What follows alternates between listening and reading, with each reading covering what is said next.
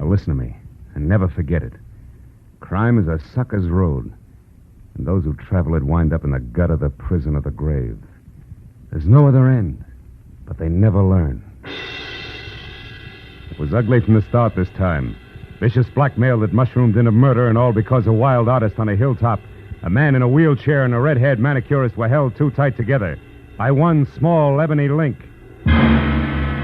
From the pen of Raymond Chandler, outstanding author of mystery, comes his most famous character and crime's most deadly enemy as we present The Adventures of Philip Marlowe.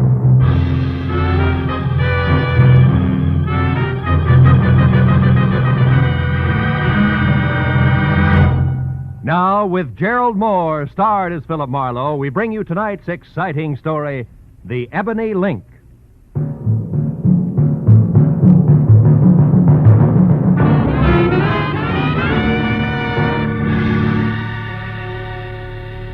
I'd spent a dismal day tracking down another wise guy who thought he could see fast money over the sights of a 45, but who ended up like they all do.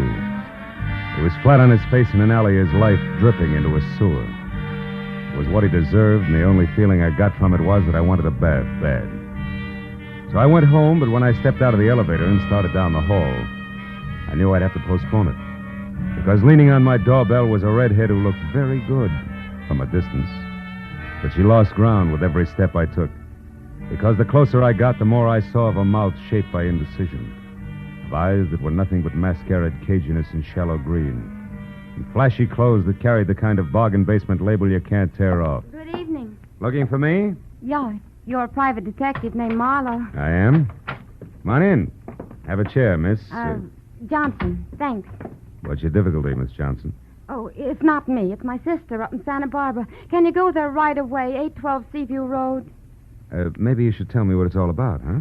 Well, she loaned a gentleman friend of hers some money. Okay. That's enough of the sister act, baby. What's the gag? Gag? Why, I don't think I understand. Number one, there's no 812 on Seaview Road. It runs into the ocean at the 600 block. I know. I used to live there. But Number two, when picking a phony name, Johnson is the second most popular in the book. Yeah, but and number three, baby, me hiring out as a patsy of any kind is lousy for my business. So you better... Stick 'em up. Oh, no. I mean it, and I'll shoot if you follow me. Okay, kid. Just don't slam the door on your way out. She backed out fast, pulling the door closed as she went. I gave her 5 seconds head start and then looked in time to see the top of her hat disappearing down the stairs. But before I could follow her, the elevator gate slid open and a dapper man with a square face I'd seen somewhere before hailed me. Certainly glad I found you, sir. Remember me? Ramsey, Mr. Ivan Pack's chauffeur. Oh, yeah. He wants to see you, sir. Says it's very urgent. Yeah, but Well, okay, Ramsey. Where's Mr. Pack now? Waiting downstairs in the car, sir. I'll Oh. show you.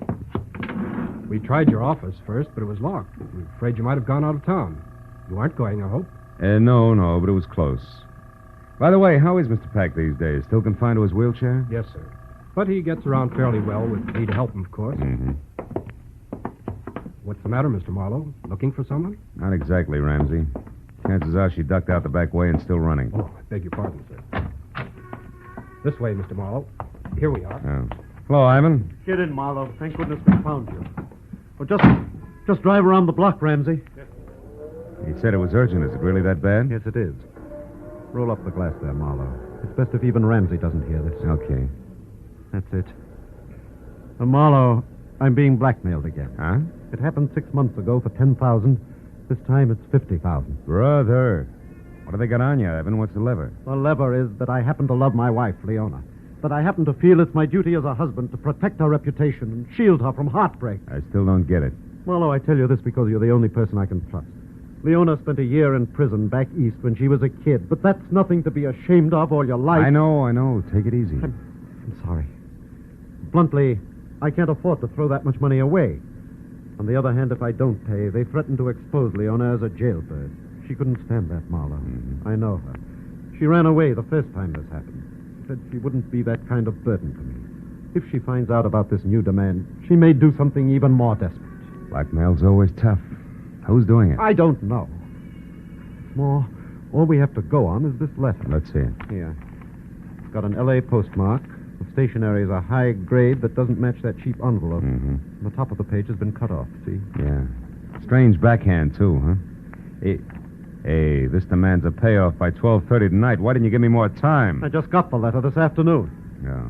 Look, Marlowe, I realize what you're up against. Try, will you? Find out who wrote that letter. I have two alternatives. Pay him or kill him. Well, I'm no killer. I'll pay if I have to. But maybe, with luck and your help, we can find a soft spot in his armor. What do you say? Well, I'll try. Don't take any bets, Ivan.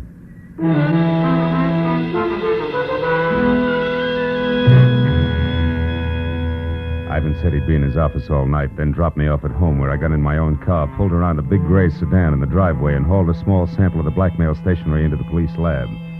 There I got a break. The boys had it classified in 30 minutes, and after another 30, handed me the names of 2 business houses and 12 hotels in the city that used it. It's too many to check in the time allowed, so I called Ivan Pack and started down the list. He stopped me at the 4th hotel, which was the Beverly Crest, with the word that his wife Leona had spent a lot of time and money shopping in the hotel's exclusive arcade.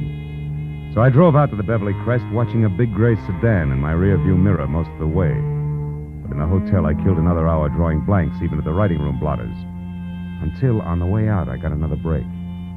The beauty shop was closing for the night, and inside, slipping a coat over her manicurist's uniform, was a redhead. The same redhead who had tried to sack-track me to Santa Barbara. I followed her out of the hotel, and when she got around to the back, I stopped her. What do you want? I got curious about your sister. I don't know what you're talking about. I don't have a sister, and I never saw you before in my That's life. wishful thinking, baby. You can talk here or over a desk at police headquarters, but you're going to talk. Now, which is it? Wait a minute, no cops. All right. Okay, Marlowe, sure. I'll talk.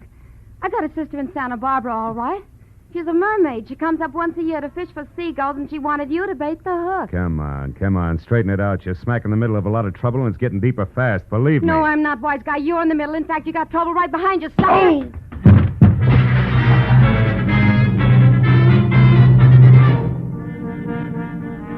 By the time I got untangled from the ash cans, all I could see was the back of a big gray sedan taking a corner so fast I only caught the last 3 numbers of his tag. 440. But as I stood up and dusted myself off, I saw something black and shiny. It was a 5-sided ebony cufflink. I dropped it in my pocket as I went inside the hotel again. The 5 into a bellhop got me the manicurist's real name, Rhea Fleming. But even a 10-spot failed to raise her address, so I called my client again, tried Rhea's name on him. When that missed, I asked permission to go and see Leona about it. That got me 60 seconds of argument, 10 of dead silence, and finally a very reluctant okay from Ivan. 20 minutes later, I pulled up at 94 Camden Drive, in front of a house sprawling in Spanish that was home to Ivan and Leona Pack. And the delicate, dark girl with the shy gray eyes who answered the door was Leona herself. Yes? I'm Philip Marlowe from the Sequoia Credit Adjusters, Mrs. Pack. I'm told you patronize a manicurist, Miss Rhea Fleming, at the Beverly Crest Hotel. Why, yes, occasionally. Is anything wrong? Oh, no. Nothing serious at all. May I come in? Oh, of course. I'd like to ask you a few questions about Miss Fleming. Well, I really don't know her very well. Oh, I understand that. But you might know where she lives, for instance, huh? Well, I did happen to drop her off one evening Oh? at the corner of Sunset and Mariposa, I think. Oh, won't you sit down, Mr. Oh, Marlowe? thanks. Where did she live before she came to Los Angeles? I have no idea. You don't, huh? Well, do you happen to know if she writes in a heavy, angular backhand? A heavy... Mm-hmm. Mr. Marlowe, may I see your credentials? Why, of course, if you wish. No, don't bother. It's happened again, hasn't it? Ivan's received another letter, and I'm... Who are you, really? Private detective working for Ivan? Oh, that's a cheap trick, I admit it. But we wanted to keep this from you, Leona. I won't let it happen to Now, wait a him. minute. I won't. Listen to me. Ivan's doing everything possible to stop this business. Now give us a chance. You're running away now. It would be the worst thing you could do to us. It's so terribly unfair, Now, Marlowe. we're on your side. Don't you understand that? And you're in a position to help us if you will. Marlowe, is it Rhea Fleming? Well, she's in on it, but not alone. She doesn't have the brains. But whoever is behind it belongs to this ebony cufflink. Ever see it before, Leona? Think hard. No, I haven't. Oh, it's too bad. Well, do you happen to know anybody who drives a big gray sedan? The license number ends in 440. That might be Bruce Moracek, Moracek, who's he? an artist Ivan hired to do a portrait of me. Mhm. Picture isn't finished yet. It may never be. Bruce is too temperamental and exacting, but Why did you ask about him, Marlowe? Because I've been tailed by a gray sedan since I first started in this mess. Oh, it couldn't be Bruce. I'm sure of that. We'll see. And Leona, until you hear from me again, promise you won't do anything rash, huh? Where are you going now, Marlowe? Put some pressure on Rhea Fleming. Her character has all the sterling qualities of mud pie, and I think she'll crack just as easily. So long, Leona. I'll call you. In spite of what Leona had said, I still thought there might be more to Bruce Moracek than ever got on canvas. And when I was out of the house and halfway to my car, I knew I'd have a chance to find out because across the street, a door flew open on a big gray sedan. And better than 6 feet of swarthy but handsome man clambered out and rushed toward me. It wasn't the lock of black wavy hair that dangled dashingly over one eye, but the fact that his hands were curled into very large fists. It gave me a definite them or us feeling about him, and the closer he got, the more certain I was that I'd have to let him have it first. And when he got within reach, I did just that. Ha! And while you're taking that one over, chum, try this. How long have you had on that polo shirt? Speak up. All day. Confound you. But you don't have to knock me down to find that out, you idiot. No, it was faster that way, and I'm not through yet. You've been tagging me all night, and I don't like it. How come? You wouldn't understand. Try me. Come on. I haven't got much time. All right. Until yesterday, I was working on a portrait of Mrs. Pack. Yeah? She's an exquisite subject, but I quit because it became impossible. Mm-hmm. She's being so upset by something or someone she doesn't even look like the same person from one day to the next. And that's supposed to explain why you've been tailing me all over town? I told you wouldn't understand.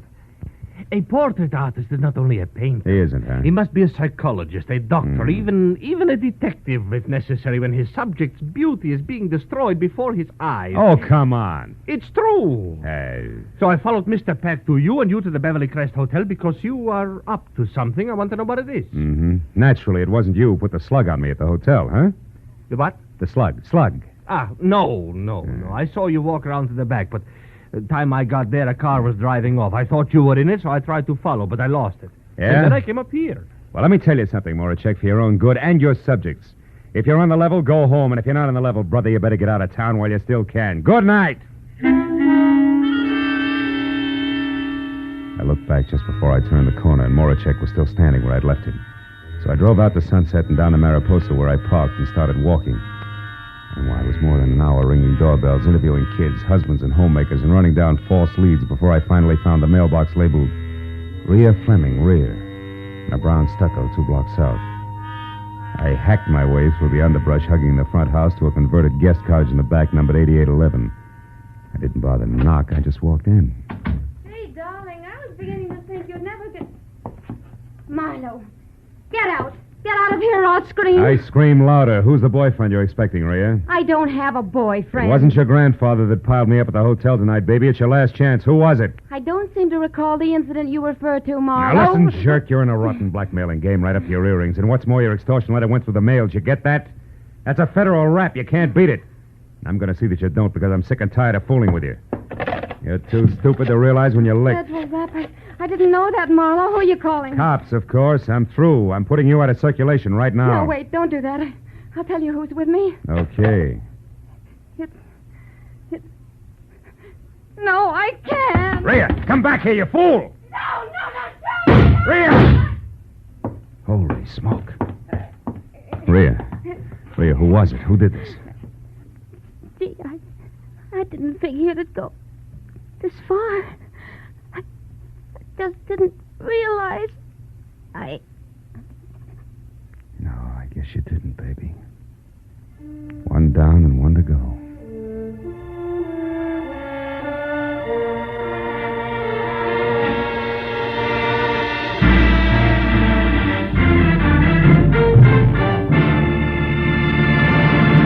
In just a moment, the second act of Philip Marlowe. Now, with our star, Gerald Moore, we return to the second act of Philip Marlowe and tonight's story, The Ebony Link.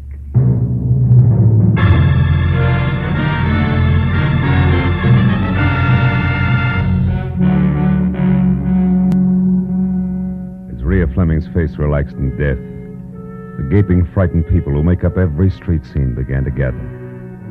And as each newcomer timidly edged forward and then caught his breath at the sight of the dead girl, and in a small, tight voice asked whoever was standing next to him what had happened, only one thought kept running through my mind. Leona's blackmailer and the murder of Rhea were one and the same. So leaving my card with an old, toothless biddy who demanded to know why I was running away before the police arrived, I piled into my car and headed for Ivan Pack's office on La Brea. I pulled to a stop just as the chauffeur named Ramsey darted out of the building and into the family limousine, parked at the curb, and pulled away fast. But since Pack was the man I wanted to see, I dismissed the thought of a not-so-merry chase, went to the door and knocked. 5 minutes went by before my client wheeled himself out of an inner cubbyhole and opened up. And another 5 while I brought him up to date, blow by blow, the redhead's violent death included. Murdered Marlowe? Yeah. And for my money, the noose fits whoever she's working for, who was also the party that dropped me in the alley behind the Beverly Crest Hotel, and this Ebony cufflink and doing it. Ever see it before? Why, no, I haven't. You sure, Ivan? Sure it wasn't once holding a lot of fancy shirt together for one Mr. Moracek, maybe? Bruce? Well, why him, Marlowe? Because he's been tagging me all night. Say, tell me, Ivan, how well do you know him? I met him about 6 or 7 months ago at my club. I don't remember who introduced us. Yeah, well, that fits. The blackmail started just about that time. Now, look, just to make it a little tighter all the way around. You can't recall who recommended him to you as just the right man to paint Leona's picture, can you? No, I can't. Uh-huh. But on the other hand, Marlowe, neither can I recall having heard anything bad about him. No. Now, look, you say he's been following you all night. Close enough to do a time step. What are you getting at? Just this. Was he around the place where the girl was killed? Well, to my knowledge, no. But that shouldn't mean too much because the murder happened after we had our little run-in. So he'd naturally be careful about my seeing him. Well, Besides, Ivan, he was going to commit murder, so it's a cinch he'd arrive and depart from 8811 Mariposa without fanfare. Mariposa? Yeah. 8811 Mariposa, Marlowe. Yeah. But that's the address I just saw on a slip of paper in Ramsey's desk. There was a phone number, too. Wait a minute. Your chauffeur's Rhea Fleming's address? Yes. Here, get hold of my wheelchair. Sure. It's that far desk there, just inside that partition. You know, Ivan, when I pulled up outside here, I saw Ramsey leave. You know where he was going? Yes, he was going to dinner. Unless he hasn't eaten in 5 years, I don't think that's where he was going. He lurched from the curb like it was on fire. Here you are, Marlowe. The top drawer on the right. Toward the back. I see it. Yeah.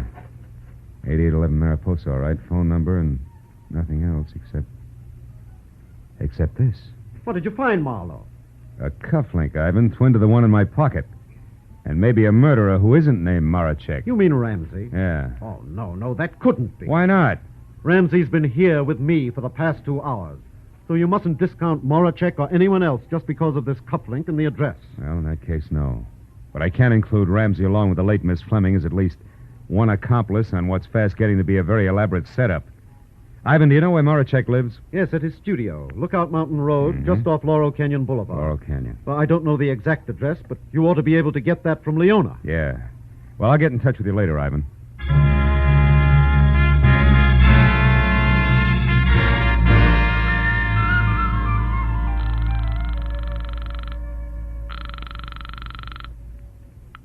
Hello? Marlowe, Leona. Now, listen hard. Did Bruce Moracek come up to see you after I left? Yes, he did. What'd he say? Well, only that he'd collided with you on the stairs and that he wanted to know who you were, what business you had with me. Just tell him? Of course not. I wouldn't tell anybody anything about this. He didn't like that, huh? No, as a matter of fact, that's the reason he went home. Right away? Within 5 minutes. Oh. He said he was going back to his studio and would be there all night if I needed any protection. But why? Is it because of something you found out at Rhea's place? No, it runs the other way. It's what I didn't find out. She was murdered, Leona. She would... Rhea? Who could have done it, Phil? Whoever's blackmailing you, I'm positive. But whether or not that's Moracek, I don't know yet. Now, look, what's the number of his place on Lookout Mountain Road, Leona? Come on, fast. 173. 173. But Thank Phil, you, must and be... goodbye.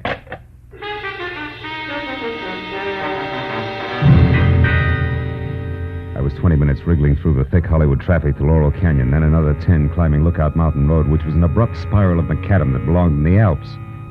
So when I parked away from the bay window with roof that was numbered 173 and started up through the junior jungle that led to the front door, it was exactly 10 o'clock. And considering the zest of my last meeting with the artist, a good time for me to be careful. So when I knocked on the heavy oak that showed splashes of yellow at the threshold, I did it with the barrel of my .38. When I got no answer, I tried again, louder. It was then that Moracek replied, but not as I had expected, because he was behind me. And his greeting was a fist the size of a cannonball coming at the side of my head, fast. Oh! And now, Marlowe, I'll take your gun here. And if I have to use it, I will. No doubt. It worked before. Huh? What are you talking about? Come on, Buster, get off it. You act like a paint. Let's not waste each other's time. All right. Then inside, Marlowe, where we can get to the point fast and in privacy. Go on. All right. The door is not locked, detective. I don't know what you want here, But I'm going to find out, believe me. You can skip the thumbscrews, Rembrandt. I'll make it very plain for you. I want to know why you think you can get away with a doubleheader like blackmailing Leona and murdering your own accomplice. Any comment? Yes, you're either stupid or a raving maniac. Now listen, Marlowe. Moracek. You listen to me. Leona Peck is a good friend of mine, Marlowe. I'm very fond of her. I'm not going to stand here and be accused of blackmailing her. And I suppose that talk of murder at 8811 Mariposa also offends, huh? It does. And until you mentioned it, Marlowe, I didn't even know Leona's trouble was blackmail. And as for a murder at something or other Mariposa, I have been here painting since I last saw you. Which who will swear to? Nobody. Ah. But if you will step over here, you can see that this canvas is fresh, that the paint is still wet. It was my chance. The second he got in front of his canvas, he forgot he was holding my 38 in his hand. And as he talked, he pointed with the barrel like it was a paintbrush. When I was close to him and my right foot was against one leg of the easel, the time was right. Marlowe, are you satisfied? Not quite! Mr. Mullercheck. Now, since I'll also use this gun if I have to, get up. Stand over there against that wall. Come on. You're going to get a chance to tell that story again, Bruce boy, but this time to the police. And I... Hey, Mullercheck. What? That painting there. That's Leona, right? Huh? Of course that's Leona. Does it look like a battleship? No comment. But also, Mullercheck, it looks like a lot more, and by that I mean the answer to who's both the blackmailer of Leona and Rhea Fleming's killer. Now I think I know. Apologies and farewell, Buster. You're nothing worse than a sucker. But Marlowe, I don't understand. Where are you going? To Leona's place. Friend Ramsey is due there at the moment, and that may mean murder again. So long, Rembrandt.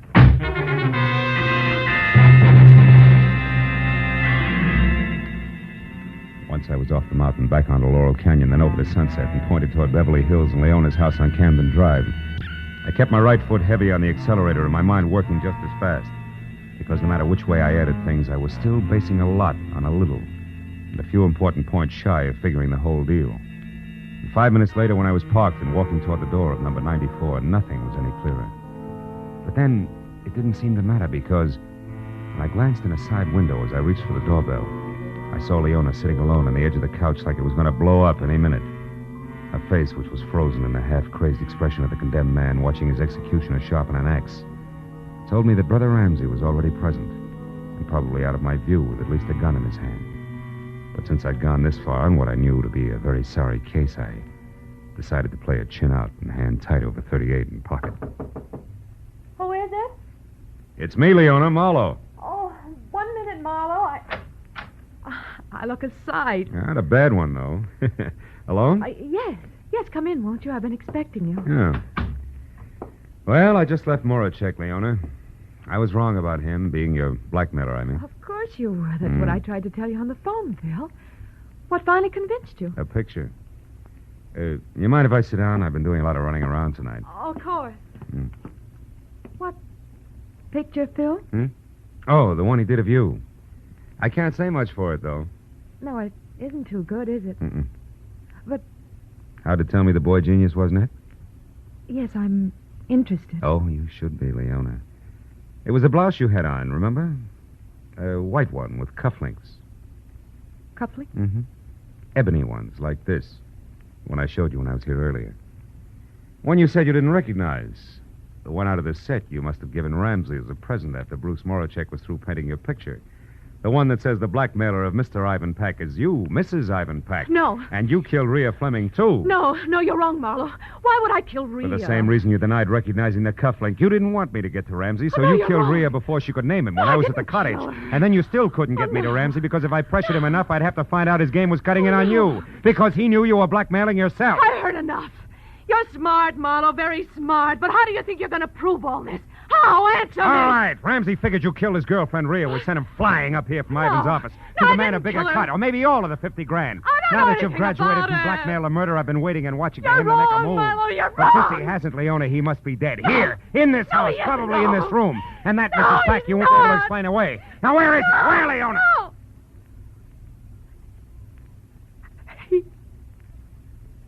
He's there, Marlowe. Behind the couch.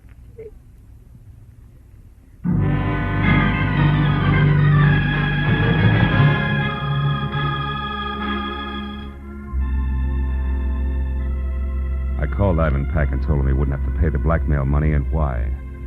There was a long silence before he said goodbye, and I went to police headquarters where an uncomfortable hour and a half went by before homicide was satisfied and Leonette signed a complete confession. So by the time I got over to my client's office on La Brea, where I knew I had to go, it was almost 12:30, the hour originally set for the payoff. When I was inside and sitting next to the man in the wheelchair whose watered eyes never left my face, it was exactly that, straight up and down. A little clock in the corner of the room said so. Well, Marlowe, I just saved $50,000, didn't I?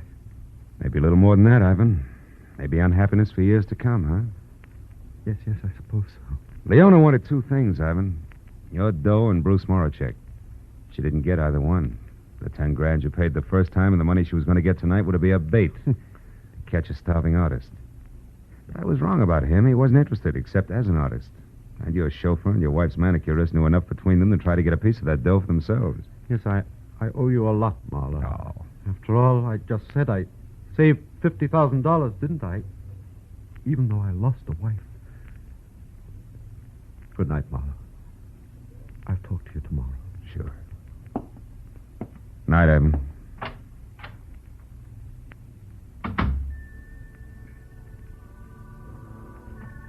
Outside, the night air was clear, almost cold. Felt good against my face, so when I got to where my car was parked, I didn't get in right away, but stood next to it. Thought about Ivan Pack, two people he trusted most, his wife and his chauffeur. One already dead, the other soon would be. I reached into my pocket for a cigarette and came out instead with a cufflink. The ebony cufflink. Jet black, clear through. I dropped it into the gutter where it belonged, then got into my car and went home.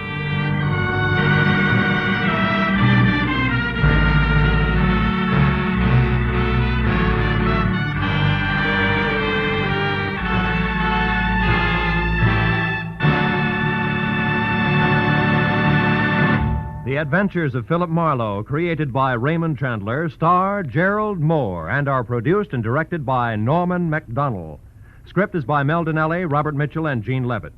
Featured in the cast were Edgar Barrier, Gene Bates, Larry Dobkin, Georgia Ellis, and Ron Brogan. The special music is by Richard O'Runt. Be sure and be with us again next week.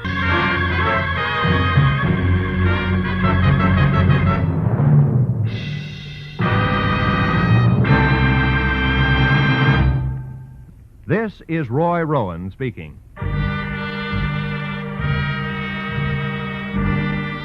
This is CBS, the Columbia Broadcasting System.